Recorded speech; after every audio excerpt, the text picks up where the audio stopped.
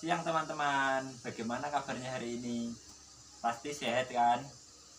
Dan jangan lupa ikuti anjuran pemerintah, tetap di rumah saja, oke? Nah, siang ini kita akan belajar mengenai prinsip-prinsip pembelajaran. Apa itu prinsip-prinsip pembelajaran? Sebelumnya kita harus kenalan dahulu dengan prinsip pembelajaran. Yang pertama adalah hakikat dari prinsip itu tersendiri.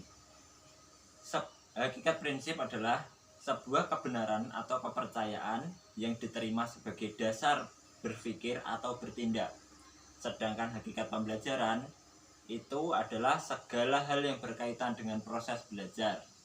Jadi dapat disimpulkan, prinsip pembelajaran adalah landasan berpikir atau landasan berpijak yang berkaitan dengan pembelajaran, dengan harapan dan tujuan pembelajaran tercapai dan tumbuhnya proses pembelajaran yang dinamis dan terarah.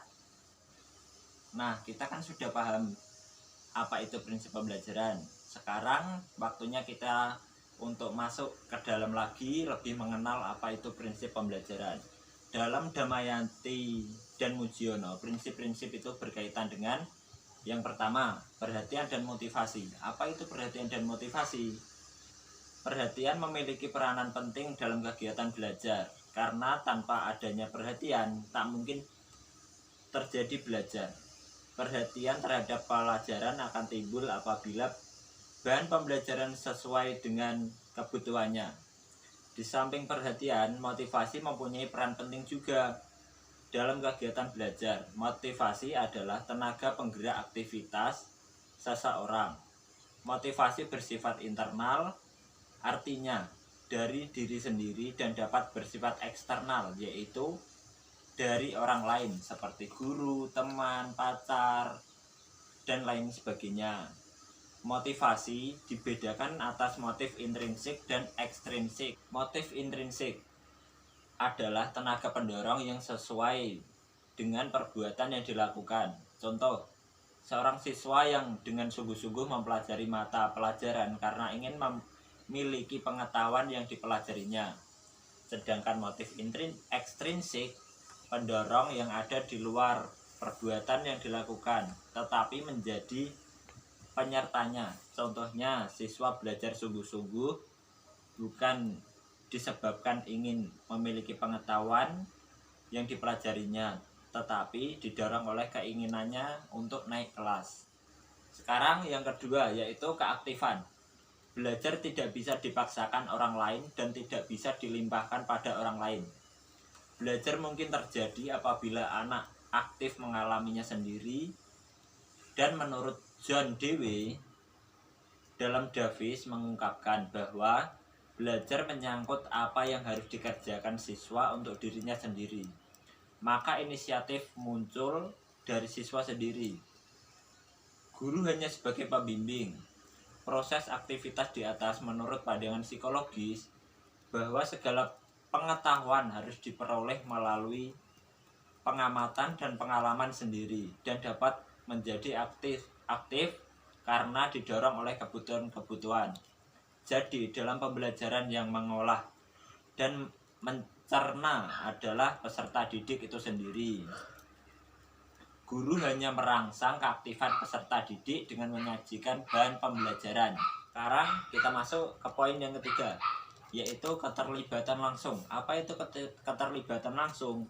Prinsip keterlibatan langsung merupakan hal yang penting dalam pembelajaran. Pembelajaran sebagai aktivitas belajar dan mengajar, maka guru harus terlibat langsung. Begitu juga dengan peserta didik. Prinsip ini mencakup keterlibatan langsung secara fisik maupun non-fisik. Prinsip ini diarahkan agar peserta didik merasa dirinya penting dan berharga dalam kelas, sehingga dia bisa menikmati jalannya pembelajaran. Menurut Ejair dalam Diniyati, belajar yang baik adalah belajar dari pengalaman langsung. Dalam belajar melalui pengalaman langsung, siswa tidak sekedar hanya mengamati secara langsung, tetapi ia juga harus menghayati, terlibat langsung dalam perbuatan dan bertanggung jawab terhadap hasilnya. Nah, sekarang lanjut lagi ke poin yang keempat. Poin keempat adalah pengulangan. Menurut teori leksikologi daya, belajar adalah melatih daya-daya yang ada pada manusia, yang terdiri dari daya ingat, menanggapi, mengingat, menghayal, merasakan, berpikir, dan lain sebagainya. Dengan mengadakan pengulangan, maka daya-daya tersebut akan berkembang. Teori lain yang menekankan prinsip pengulangan antara lain adalah teori koneksionisme, bahwa belajar ialah pembentukan hubungan antara stimulus dan respon, dan pengulangan terhadap pengalaman-pengalaman itu memperbesar timbulnya respon benar. Hubungan stimulus dan respon akan bertambah erat apabila sering dipakai dan akan berkurang tentunya atau bahkan hilang kalau tidak pernah digunakan. Oleh sebab itu, perlu banyak latihan dan tentunya pengulangan. Dan jangan lupa, pastinya perlu adanya pembiasaan. Begitu ya teman-teman. Poin yang kelima, tantangan. Sebab tanpa tantangan, peserta didik akan merasa kurang kreatif dan pastinya merasa kurang tertantang, karena tidak berkesan materi yang diterimanya.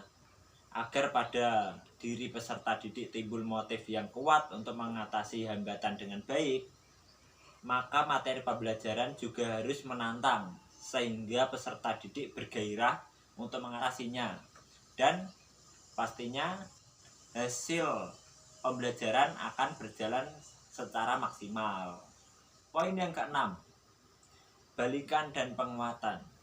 Prinsip pembelajaran yang berkaitan dengan balikan dan penguatan ditetapkan oleh teori operant conditioning, yaitu law of effect, bahwa peserta didik akan belajar dan bersemangat apabila mengetahui dan mendapatkan hasil yang baik.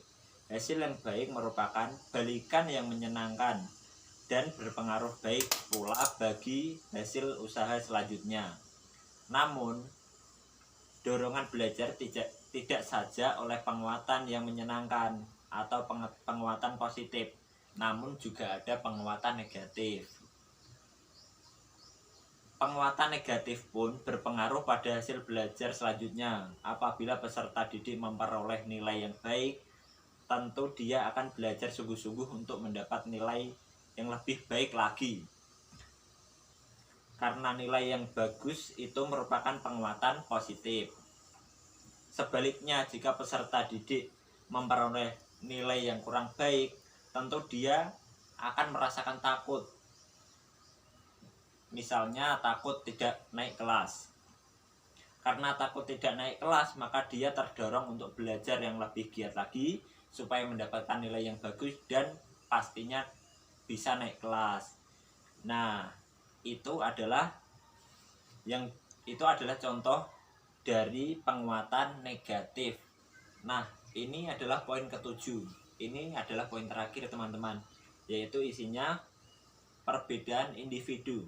Siswa merupakan individual yang unik, artinya orang satu dengan orang yang satunya lagi pastinya berbeda. Perbedaan itu terdapat pada karakteristik psikis, kepribadian, dan sifat lainnya. Untuk dapat memberikan bantuan agar peserta didik dapat mengikuti pembelajaran yang disajikan oleh guru, maka guru itu harus benar-benar memahami ciri-ciri para peserta didik. Begitu pula guru harus mampu mengatur kegiatan pembelajaran, mulai dari perencanaan, proses pelaksanaan, sampai tahap akhir yaitu penilaian atau evaluasi, sehingga peserta didik secara total dapat mengikuti proses pembelajaran dengan baik tanpa perbedaan yang berarti, walaupun dari latar belakang yang tentunya juga berbeda-beda pula. Sekian materi yang dapat saya sampaikan pada siang hari ini. Apabila ada kesalahan dalam tutur kata maupun perbuatan saya atau penerangan materi yang kurang jelas, saya mohon maaf sebesar-besarnya. Selamat siang dan terima kasih.